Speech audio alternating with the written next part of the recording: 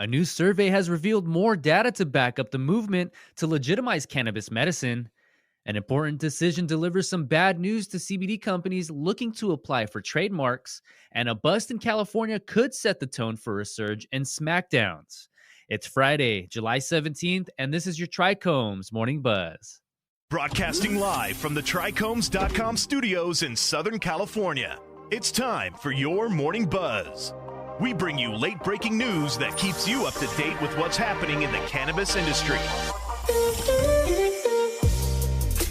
According to a new survey, a majority of healthcare professionals endorse cannabis to treat chronic pain over opioids.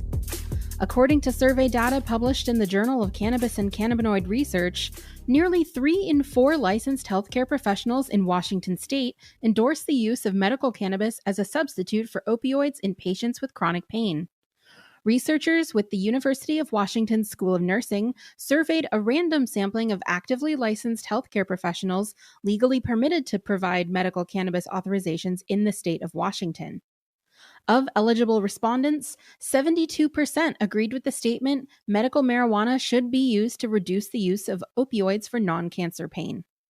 Commenting on these findings, NORML Deputy Director Paul Armentano said, "These opinions are consistent with those of other medical professionals throughout the United States, most of whom possess attitudes toward cannabis's therapeutic efficacy that are incongruent with the federal government's flat earth position that marijuana is a substance without any accepted medical value."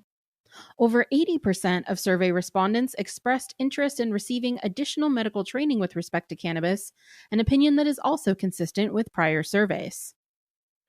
Next, U.S. trademark authorities have made a decision setting precedents that could affect CBD companies' ability to register trademarks.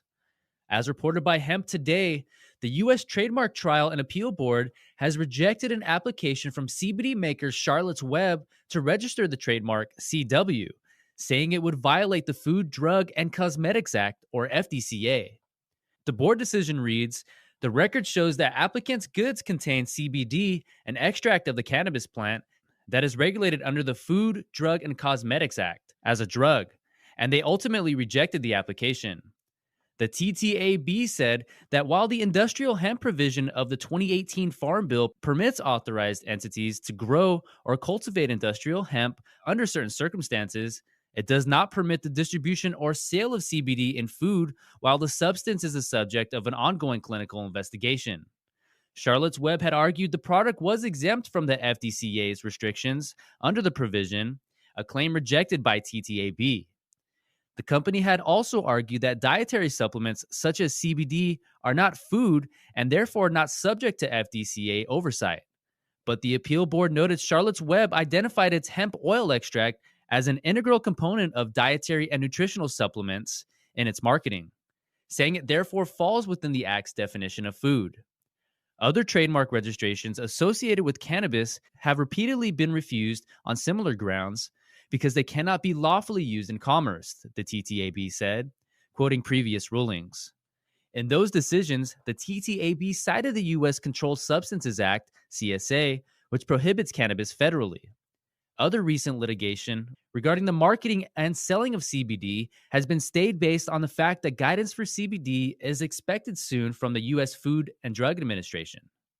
And last up today, California authorities are cracking down on illicit farmers market gatherings.